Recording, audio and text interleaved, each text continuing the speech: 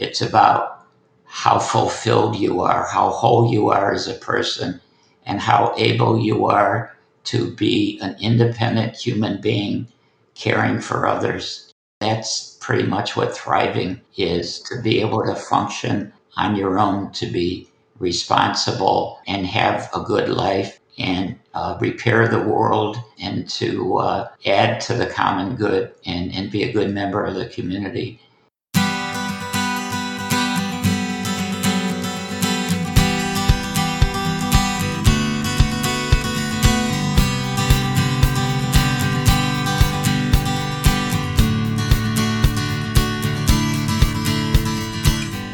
Welcome to Parent Footprint with Dr. Dan. This show is about making the world a more loving, accepting, and compassionate place, one parent, one person, and one child at a time. The key to raising healthy and engaged kids is for parents to seek the same in their own lives while striving to be the best versions of themselves each day, no matter who you are or where you came from.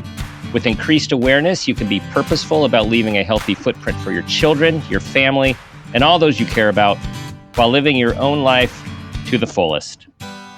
Today's show is Raising Children to Thrive with Dr. Ron Ruff. Dr. Ron is a clinical psychologist who began working with children and parents in 1969. During his 48 years of clinical practice, he has had extensive experience in psychological treatment, assessment, and consultation in healthcare, education, government, judicial systems, training, teaching, and research.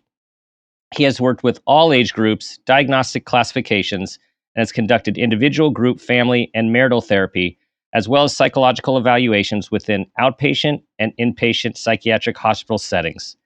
Dr. Ron has also consulted with many school districts and the State Department of Welfare, and was a psychologist for a juvenile court and juvenile detention center. He has done it all.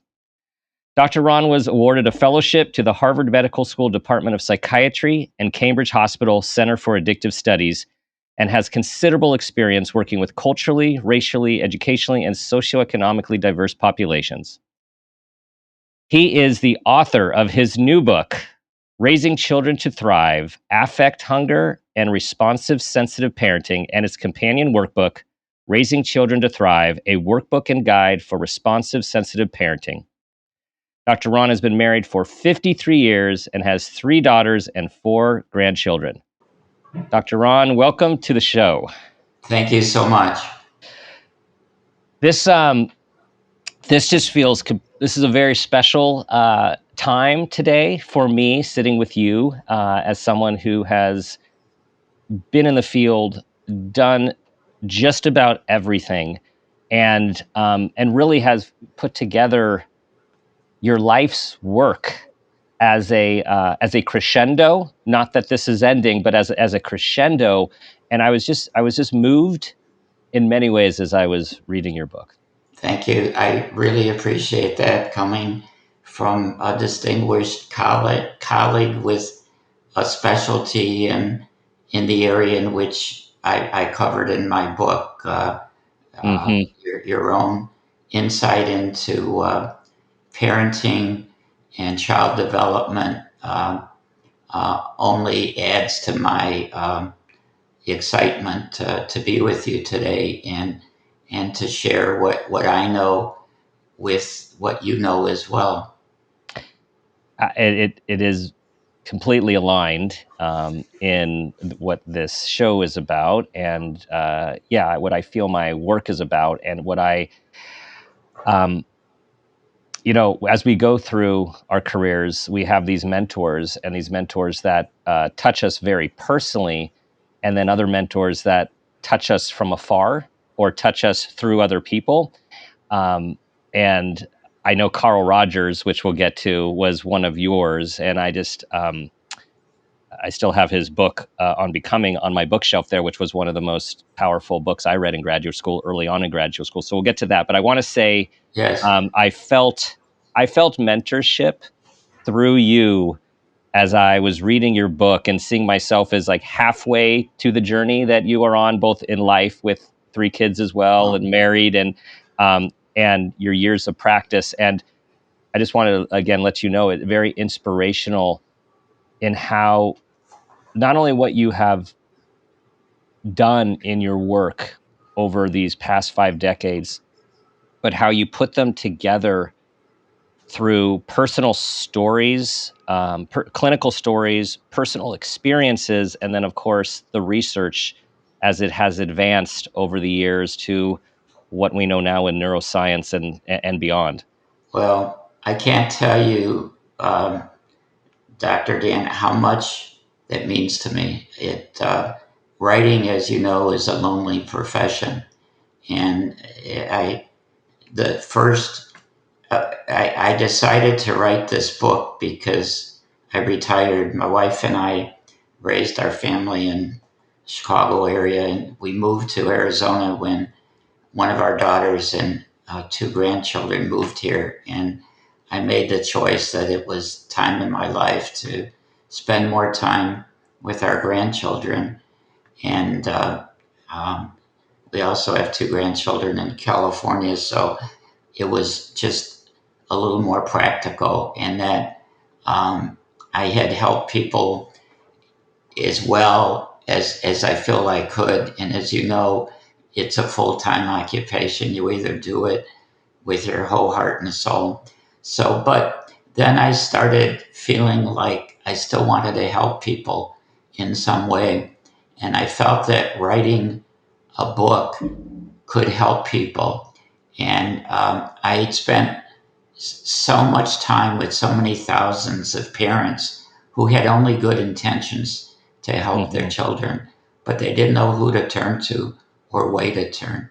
And I felt that I could find something that's current that could be useful to parents. So I spent a lot of time at the ASU library for 2 years doing extensive research, which I really like to do.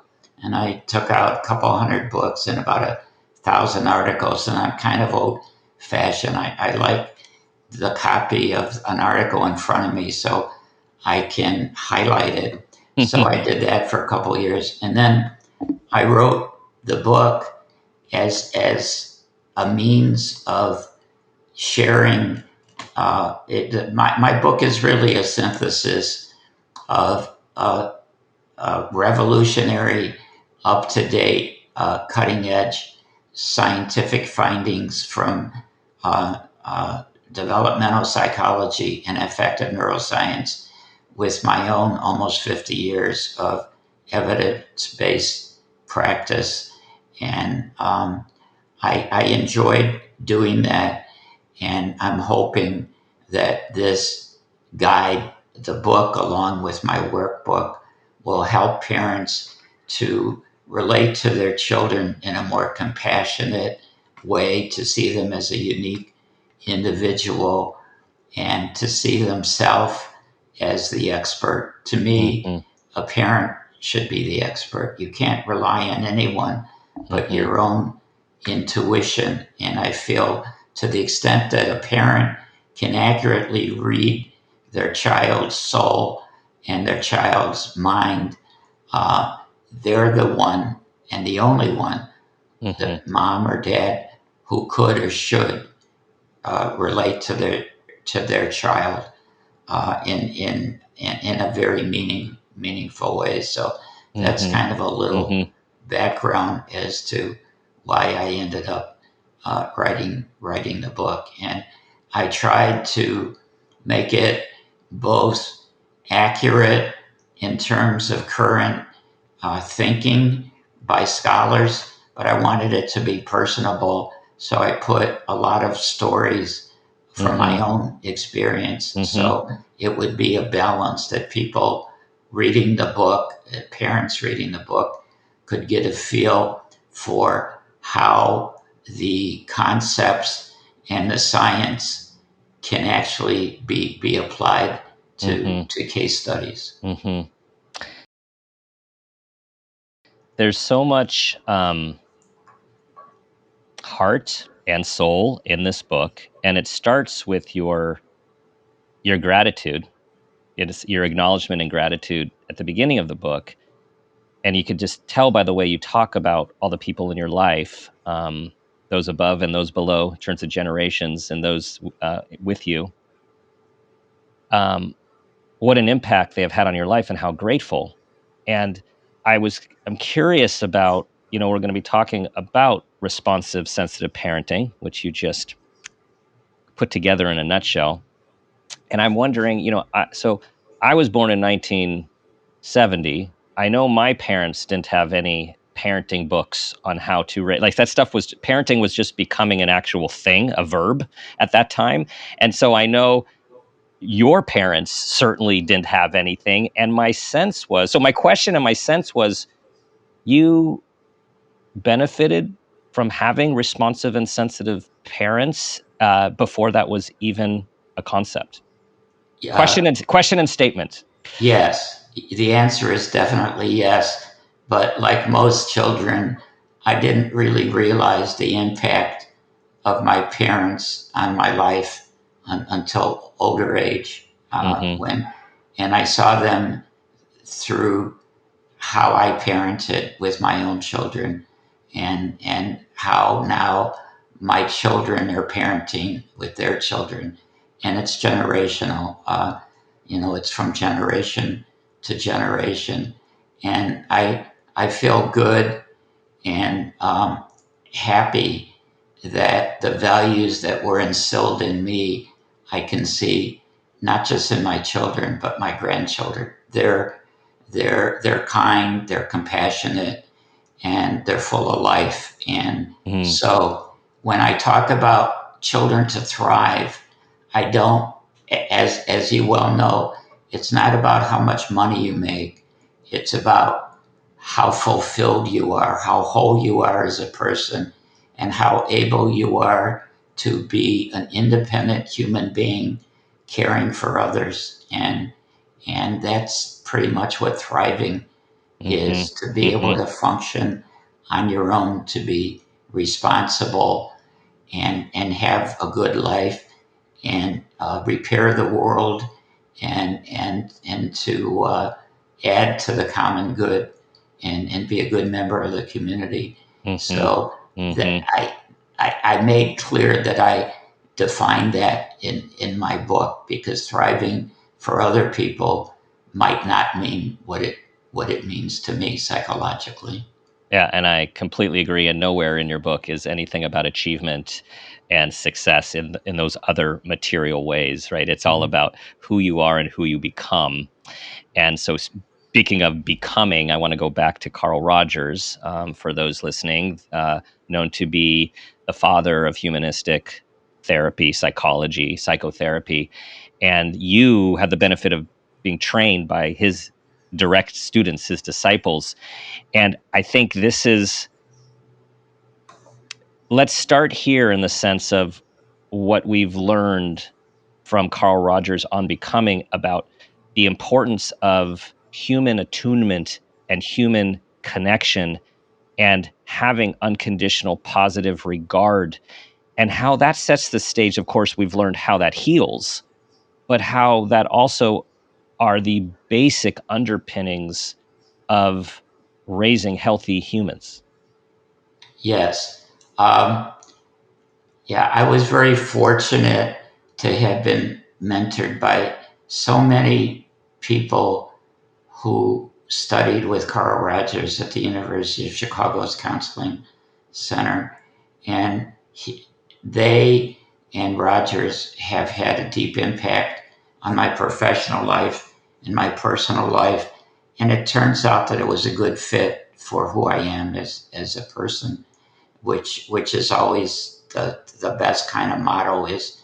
And my father always said, just be yourself. And Mm, mm, and studying Rogers allowed me to become more of myself. And the introduction to my section on intersubjectivity and psychology is a quote that has stayed with me forever, of Rogers, that I believe that deep understanding of another human being is mhm, the greatest gift you can give to anyone.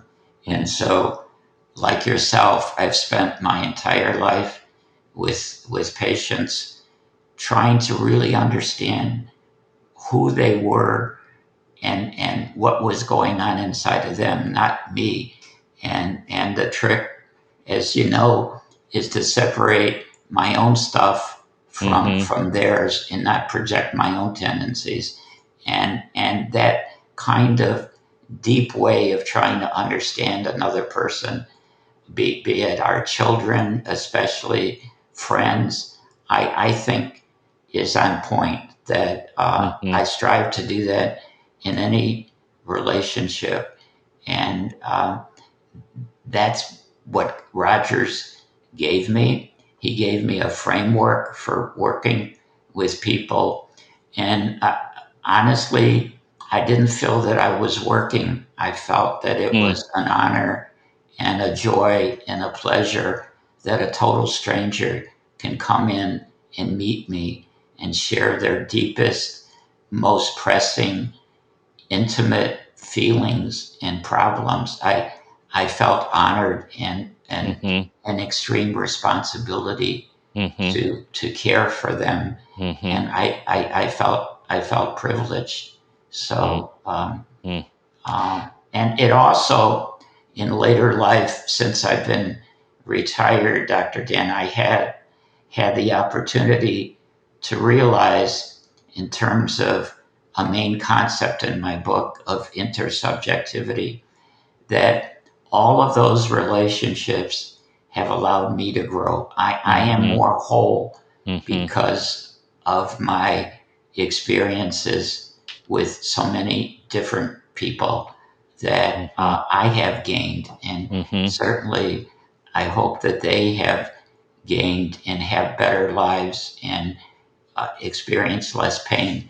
But I too am the person I am because of those connections. So if I had not been a Rogerian and perhaps gotten into behavior modification or cognitive therapy, which is totally the opposite of who I am, I would not be the person who I am today. I pulled out a quote from you that speaks exactly to what you're saying. You wrote, "Within our meetings, I also became more whole. I know now, going to those tens of thousands of hours of such dialogue, that it is only through such genuine, mutual, intersubjective encounters that we humans become more self-fulfilled, congruent, whole, and alive." Yeah, I believe that to to the deepest of my soul. I believe that, and Martin Buber is also one who I have admired through the years, and he, as you well know, and Rogers have come from different worlds. They've come from different countries. They were raised completely differently, but they met at the University of Michigan, I think, in the 70s. And I wish I had been there. There were 400 people. It was sold out. And Carl Rogers and Martin Buber had their own dialogue. And they started out as being very different. But the, the, the result was that they became friends. They corresponded. And Buber took some of Rogers' main tenets and vice versa. And so the I thou relationship is really what therapy is all about. You can add that to Rogerian concepts and the fact that it's genuine, mutual dialogue, as opposed to treating people as I it. So those two people, although they come from different cultures, are similar. And to me, to this day, it's fascinating that you can live in a different world geographically, grow up completely different cultures, different religions, and still have similar humanistic values of how human beings should be treated. It's refreshing, and it takes me back to hear you talk about the cornerstone of the work that you did for all of those decades.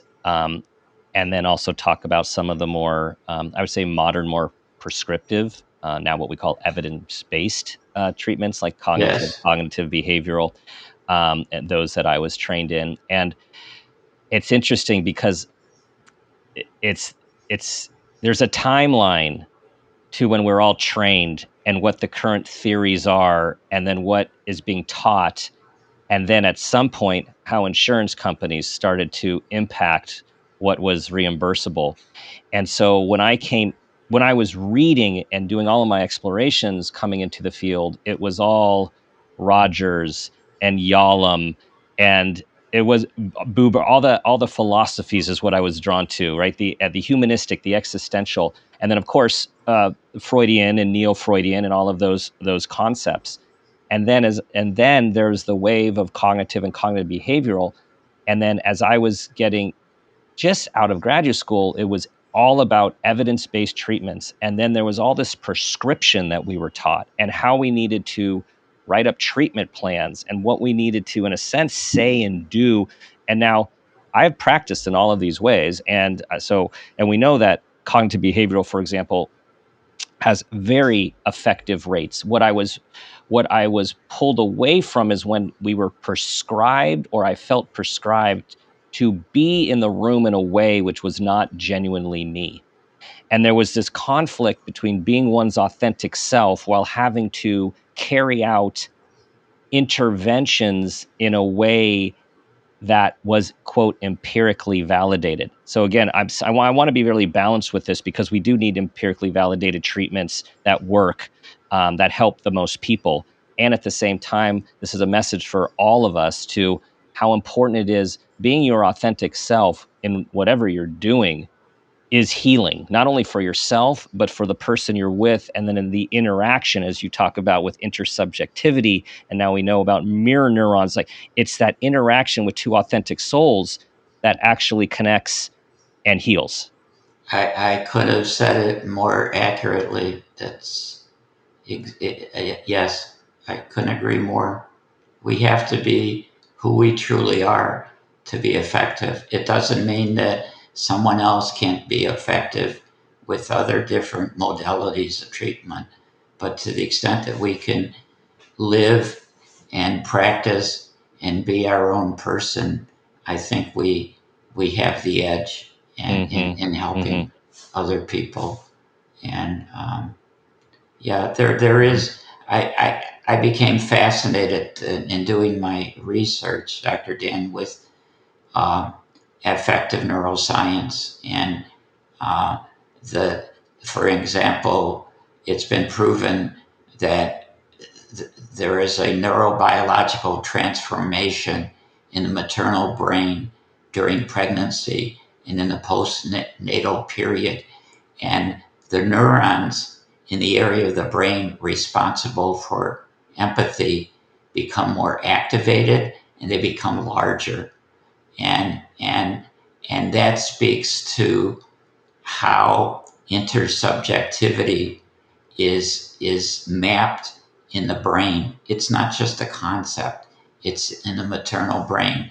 Not that fathers don't have it. I think fathers are extremely necessary in raising children, but there are biological changes in the mother.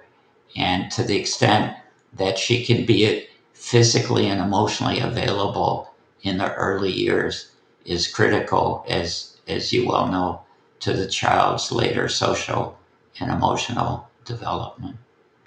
And Yeah. Yeah. And so let's go with, I mean, where this a cornerstone to your book and your teaching is affect hunger. And yes, so let's talk about affect hunger, because that is not, we need to break that down, because it's not a term that is mainstream out of our well, field, and you're bringing yeah, it there. You're bringing it. well, Yeah. let me give you a little background because affect hunger has always been something that stayed with me from my first class in diagnostic testing, which I took at night school at night because I was working during the day after we were married at Illinois Institute of Technology. And I had the very good fortune of studying diagnostics with Alan Rosenwald, who was just a genius in projective tests. And he did study, he did teach us Beck's system of scoring for the Rorschach. Mm-hmm. And what stayed with me was on the Rorschach test, there is a determinant called T, and that's the texture response. Mm-hmm. So if someone projects high T, they have what's known as affect hunger. And I knew this in the early 70s, and I became fascinated with it. And if one wants to study it, that term was coined by David Levy in 1937 in a paper that he delivered at a psychiatry conference. And he was also fascinated with the Rorschach. And he said, if someone projects a high T-score, they have a hunger for affect. And affect hunger is that an infant is born with an innate need for emotionality and affection in their life. And if they don't get it, they will be less well developed emotionally and socially. And if you look up the diagnosis or the definition rather of affect hunger in the APA, American Psychological Association dictionary, it's exactly the definition that David Levy gave in 1937. And it's a child's innate need for maternal care, for love, soothing, affection, nurturance, and basic emotional needs implied in the mother-child relationship, period. It hasn't changed since 1937. And when I did my research in the APA database, I found only 3 articles on affect hunger. And I said, there's something not right, and no one has really written about it, so that my book is the first really to discuss and highlight affect hunger, because if it's not satiated, a child does not have a healthy social emotional development.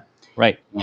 And beyond that, responsive, sensitive parenting, which, as you know, the term was coined by Bowlby, and responsive. They're connected, because responsive, sensitive parenting is a scientifically and evidence-based best practice model to provide a child to the affective hunger needs, so that they're satiated, so that they can get the analogous to oxygen and food. They can get what they need to grow to be a healthy child. So the two go together. And while it's still in my mind, if I may, and I'm jumping a little bit, but I don't want to forget this because I think it's critical. But in all the comprehensive psychological tests I have administered, which have been several thousand, I would say in almost every case in which a child has been extremely depressed or has extremely low self-esteem, suicidal ideations, and is poorly functioning, there has been a very high T-score, a need for, and T is actually tactile stimulation. It's touch. It's that basic hunger to be held, to be touched, because touch and texture are a child's first language. And so that's been lacking. And I find the 2 highest variables in my evaluations for children who are severely unhappy and dysfunctional have been lack of satiation of affect hunger, a considerable degree of hunger for emotionality and affection, touch, nurturance, soothing, and something else that I talk about in my book, psychic pain. And Yes. Yes. uh, there is so much psychic pain in children today, and obviously the highest correlation diagnostically with psychic pain in children is depression. But what I found fascinating is that the recent studies on psychic pain using MRIs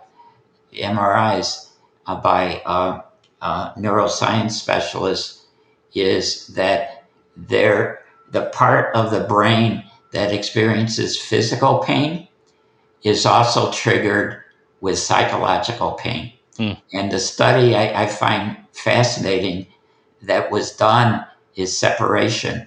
That human beings, when they separate from a loved one who's close to them, have a high degree of psychic pain. Mm-hmm. And it's called pain overlap theory. So the same section of the brain that's triggered when we have severe physical pain is triggered when we have severe emotional pain. And I find that fascinating because I think that we practitioners and anyone working with children should realize that these separations that adolescents have with their boyfriends and girlfriends, or a child's mother leaving to work and not seeing them as much, it not only affects one's emotional well-being, but it affects the brain. And that makes so much intuitive sense when we think about profound loss, whether the loss of someone from this earth or the loss of a relationship or abandonment. We've known forever, people say, I feel like I've been punched in the gut. I feel like what's described are physical sensations, just as if the physical assault has happened. And that's so important as we see our kids, as we raise our kids in any capacity. We do have this tendency to say, like, is this real or are they making this up? Yeah. Is this, is there a biological basis to this? And what we know is in a sense, there's a biological basis to everything, but sometimes it starts with biology and sometimes it starts with emotionality and psychology. It's like, which door does it come through? But it's all real. And back to Rogerian conceptualization, if we validate and connect and step in with someone as opposed to discount or step out or avoid, we have much different outcomes. Yes. In other words, no, I know exactly what you're saying, and I couldn't agree more. Yeah, there's a difference between trying to remove the external symptom versus digging deep and helping the person we're working with understand and effectively deal with their pain in a constructive way, and letting them share what they know rather than think that we know how to cure them, because we only know how to cure them by letting them share as much and be as open as they can. I mean, that's the therapeutic process itself. We don't have any. I used to tell a lot of my parents and kids I worked with that I ran out of fairy dust. I don't have anything to sprinkle, but I'm here. Yeah. And but we are the instrument through which other people change. Yeah, we are. And sometimes I guess you have to do it for a while to realize, being more of a earlier in life, like, I'm a recovering achievement oriented person. And so, wanting to learn the best, do the best, have the outcomes, there'd be times that I think was conveying and doing this intervention, this really helpful intervention based on this, and this, and nothing would happen, and I just confused. And there are other times I would come home to my wife and I'd say, oh my gosh, I don't know how much more Candyland and Connect 4 and Uno I can play. Yeah. And I'd come back the next week and the parents would describe the most profound shifts by what occurred through these interactions. And of course, as you write about play therapy, we're talking, and we're practicing therapy within the play, but you start to realize over time the magic happens through the relationship and the strategic interventions, not through just strategic intervention. With no relationship and no trust and no safety, there is no underlying significant change. Yes, for sure, and uh, adding to that is that the fact that while we're in the process, we have no way to really evaluate the impact of our relationship. Mm-hmm. And I mean, we do our best to connect and to be genuine and honest and and caring, but we don't really know. And it's like it's kind of a lonely profession because we can't really come home. I couldn't come home and share with my wife. And I think in the book somewhere I say that, I could have been a CIA agent because you come home and Mm-hmm. that's it. It's Yeah. like you can't say, well, I built a new car on the assembly line, or a lot of my Mm-hmm. friends' Mm-hmm. parents worked. There were steel mills in my town. They would go to see some Mm-hmm. skyscrapers topped off in Chicago, and this is what I built. And I couldn't come home Mm-hmm. and describe what I built or Mm-hmm. the process. Mm-hmm. And I didn't realize that until I retired, Mm-hmm. and it was very private and very personal. So, in Yeah. addition to writing the book to help other people, somewhere in the middle of writing the book, I said, I'm writing this for my family too, for Mm-hmm. my wife, for my children, to let them have a glimpse into what I was doing all that time that I wasn't home, and what I Mm-hmm. couldn't share with them. And I Yeah. felt maybe if I showed them what the effects and what I was about, they would Mm-hmm. understand my profession a little Mm-hmm. better. So Yeah. that meant a lot to me too. That wasn't the initial reason for writing the book, though. Have your kids given you feedback and responded? They have, and they were very thrilled, and more so than I could have imagined. I mean, Mm-hmm. having them be so excited Mm-hmm. seeing my book. I had them. It just happened that there were our family from daughter and grandchildren, son-in-law from California were Mm-hmm. here. My daughter from Chicago was here, and our grandchildren and son-in-law and uh, grandchildren and children from Phoenix were Mm-hmm. here, and my son-in-laws, and they were all here. And so I told them that they had to sit down, and they looked at me, and I gave them each a book and workbook. And what meant so much to me, Dan, was that my one of my 9-year-old grandsons, they're twin boys, came up to me and said, "Would you sign it for me?" And I said, "From the mouths of a 9-year-old child." And I didn't do it like right away, and they were staying with us. So the next day, he came in my office and said, "Papa, yeah, did you sign my book yet?" I said, "No."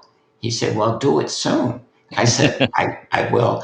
The problem was I didn't really know what to write, and I wanted it to be special, Mm-hmm. something that could be there for him when I'm no longer here. And I Mm-hmm. did that with everyone. And to me, that was a highlight of writing my book. I mean, I did write it for others, but I never knew that it would impact my family the way Mm-hmm. it did. And if it Mm-hmm. weren't for my family, I wouldn't have had the support and the motivation to go and do what is very Mm-hmm. difficult, painful, Yeah. arduous work day after Yeah. day, Yeah. not knowing.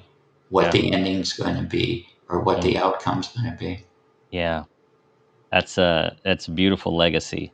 A Yeah, beautiful legacy. Yeah. yeah, it turned out to be that way, though Mhm. I didn't intend it that way. Mhm. And I've Mhm. always wanted to Mhm. write. I was editor of our high school newspaper and Mm. wrote a short story contest and won first place in a high school. We had a lot of immigrants in the area in which I grew up, East Chicago, Indiana, next to Gary, would come to work in the steel mills, and there were 42 diversified industries there. And I wrote a short story about an immigrant who came and uh, earned $1 an hour flipping hot Mm. steel as it rode off the in the steel mill. And then he was a neighbor across the street. He ended up buying a house, sending 2 kids to college. It was like the American Mm. Mm. dream.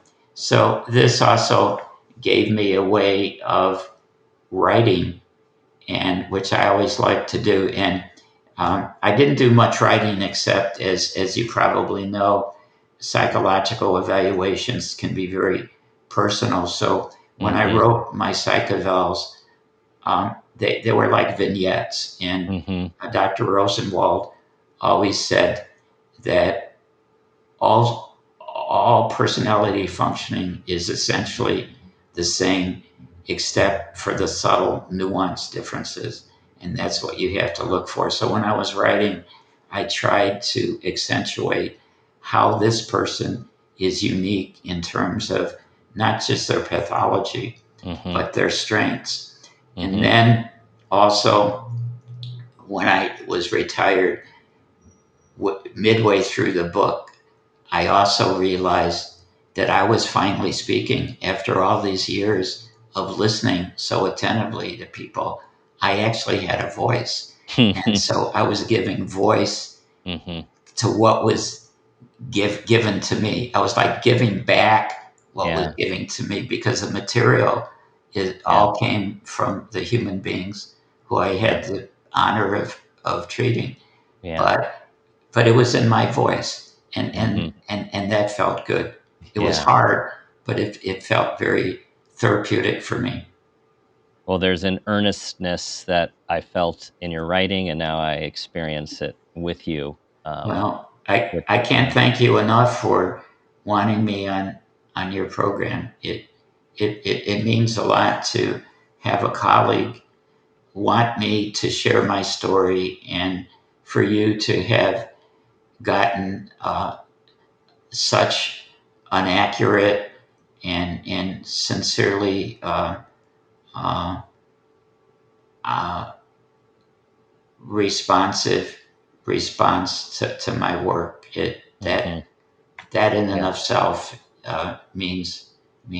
means a lot coming from a colleague with your experience, and you have a family, and also Mhm. um, that you do similar work that I did in the same areas. So Mm. I have to thank you for Mm. wanting me on your program.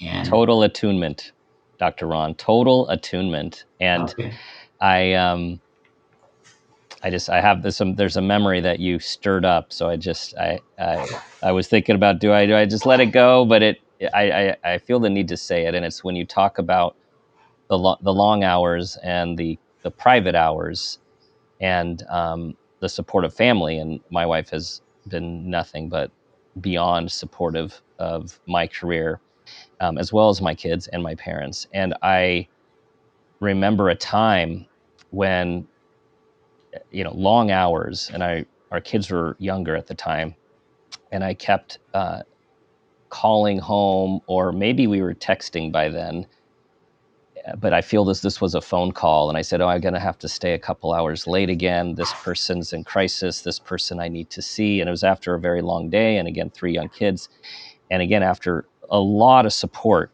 for a long time. I remember my wife saying, "I said these clients need me. I have to see them." And she said something to akin, "Well, what about your family who needs you?" And and it hit me, it pierced right through me, because I knew I was talking to an ally in the practice. She also, at the time, was running the practice, and we're total teammates in everything. And so I didn't even expect that to come. And it was something that was very painful to hear and very important for me to hear as I moved forward. And there were still some of those long nights and those extra things, but it was coming from a much more aware place, which again, positive, but also painful. And there is a part of this work that you only know it to experience to know it. And then that's a whole other thing about where you draw the boundaries. And but it's like you give and you give and you give, and you also have to take care of yourself and your family, and it's a Yeah, balance. yeah. It's a Yeah. double-edged sword. Mm-hmm. It seems strange to walk in the door I remember once that one of our daughters, they were young at the time. I came in at about maybe 8:30 on a Thursday, and uh, she, uh, uh, she said, "Dad, what are you doing home?" And I looked at her and I said, "Well, I live here, don't I?" And then I stopped and said, "That's not what she's saying. She's saying, I'm, I usually don't tuck her in on Thursday nights because I have a Thursday night group that goes Mm-hmm. till 9:30." And it hit me in kind of the way that it probably hit Mm-hmm. you about your Yeah. family. Oh And I yeah. realized it's a sacrifice. Yeah. And I just am so like yourself. I'm so lucky that my wife was such a good mother and wife and was there for our children. I was Mm-hmm. there too. I was their baseball coach in the summer and would cancel clients as Mm-hmm. necessary. But I took them in the morning to ice skate and things like that. So I feel I was a part of Mm-hmm. their life, but sometimes, I feel that I had restrictions on Yeah. not being with them Yeah. just to be with them. Mm-hmm. And Yeah. it's a trade off. And but fortunately, things all seem to have worked Yeah. out. Yeah. As we're winding down, I have a question before the final question for you. Okay. And so the question um, is, you benefited from largely responsive, sensitive parenting. I feel blessed to say the same about my life. And we know personally and from the work that when you have been raised with that type of parenting, doing it to your kids is more organic, more innate, and comes more naturally. We're still have plenty of trials and tribulations and frustrations and have to regulate and all of that stuff, because we know parenting can be very hard under normal circumstances. What guidance, wisdom do you have for listeners who did not benefit from responsive, sensitive parenting and who want to bring it into their own family? Um, there are resources available to parents who want to improve their parenting. Um, um, there, it's. I think that there are, um, other than books, there are certainly community mental health centers. I would say if someone really feels like you really want to um, be a better parent and put more time and energy into it, to go and find a good therapist to talk to. I think that self growth, no matter what age you're at as a parent or what age your child is, that there is help there. And there are some very fine, well trained therapists who you can speak with. That's one thing.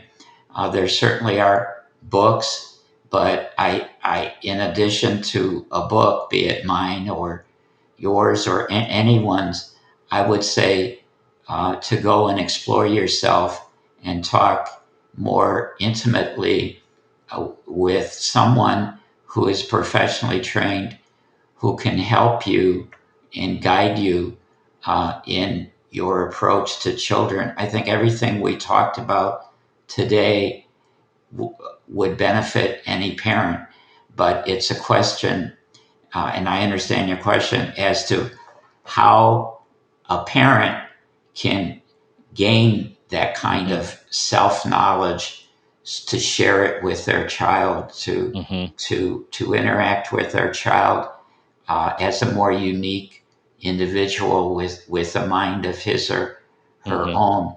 And I would say, don't be afraid to get involved in therapy. I think that would be the best way to do it, because I think that children need a compassionate mom and dad in their life, but mom and dads also need self-compassion. And there are too many parents who did not get that. And it's never, ever too late. I've treated adults who had trauma in their childhood. In fact, my Thursday night group was a women's group of women who had all been seriously traumatized, either physically and or sexually abused, and working with them.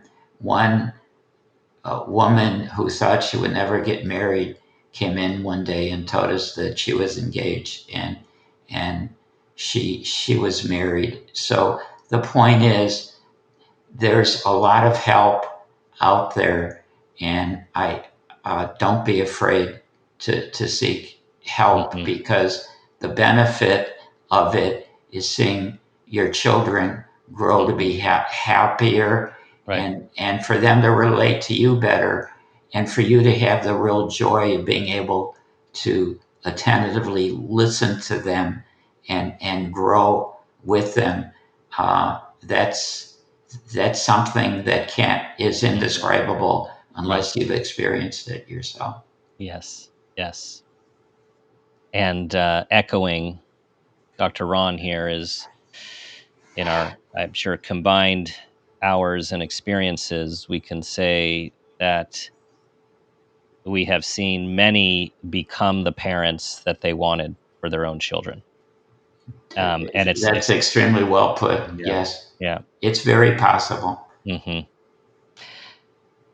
Okay, we're going to lead them back to your book in a moment. But before we do that, it's time for the parent footprint moment question, Dr. Ron. So Here we go.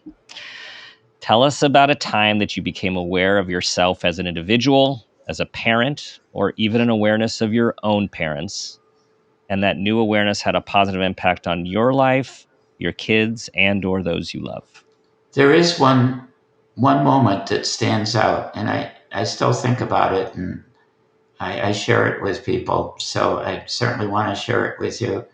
My father was an attorney. He was, I would say, like an old-time country lawyer. He listened well to people. He cared about them. And I was sitting, I must have been about 10 years old, in his waiting room, and the door was shut, and he was with a client where I think we were going to go to lunch afterwards. And I somehow heard what was being said. There was no one else there, but anyway, so I heard him say, well, you want a divorce, okay? So you had an argument with your wife. And my father said, well, if everyone in this country who had an argument with their wife wanted a divorce, no one would be married. And I thought about that. And so I heard him say, you go see Father Suero at the Guadalupe Church down the street. I'll call them and tell them you're coming for an appointment, and you get some counseling. If you still want a divorce in 2 months, you come and see me, because it's very easy to get a divorce. I just have to go to court and file. So that stayed with me for several reasons. One is that my father was really a counselor. As they say, attorneys are counselors. He was really a counselor. He listened well, and his heart was doing what was best for his client's family. And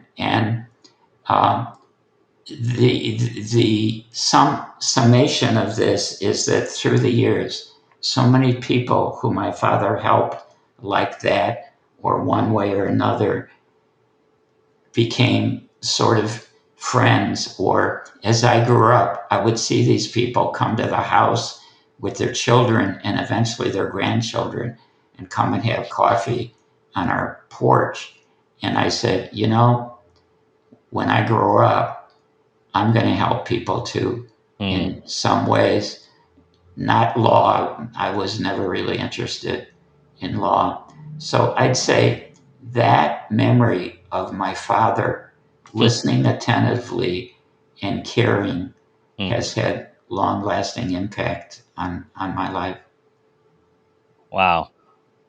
If that is not a parent footprint moment, I don't know what is. And if we were interviewing your kids, I have no doubt they would be relaying many similar stories of that impact that you've had on them. I hope so. It brings me much joy just to see them happy. And, I play with them, and I'm happiest when they're around and see them smile and do things with them and read to them or see them read whatever it is. And those, as you well know, are the simple joys in life. They are indeed. Raising Children to Thrive, Affect Hunger and Responsive Sensitive Parenting. And this workbook, everyone, back to what you can go do. In addition to the book, the workbook takes you through step by step, asking these very important questions, allowing you to journal, giving you day-to-day practices to go through a process of becoming more self-aware and becoming more of a responsive and sensitive parent. So the workbook is definitely something to get as well. And Dr. Ron, where do people go to find this? Amazon. Keep it simple. Yeah. Keep it simple. Yeah. Yeah. The Amazon gets us everything we need in most things in lightning speed. Yeah. Yes. Dr. Ron, I just want to reiterate my appreciation for you and how reading your book impacted me, and the wisdom that was downloaded to me, not only in my reading, but through this conversation. I'm very touched and overwhelmed, Dr. Dan, and it's been a privilege being with you today and having the opportunity to be on your program. Thank you so much. All right, everyone, let's breathe in this wisdom, and let's pass it on. Everywhere, everyone we know is either a parent, a caretaker, an aunt, an uncle, a coach, a teacher, and absolutely everyone has been parented. So this is for everyone to raise our awareness and our collective vibration together. Thank you for listening, for being a part of this community. You guys are the difference makers out there. The last two things I will leave you with, as always, try to be that person you want your child to become, and ask yourself the guiding question: what footprint do you want to leave?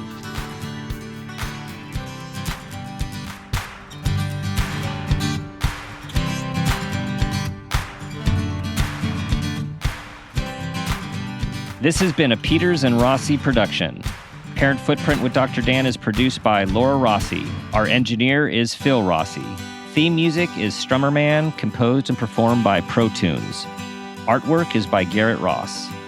Follow us on Instagram and Facebook at Parent Footprint Podcast, and on Twitter at Dr. Dan Peters. For more information, go to exactlyrightmedia.com.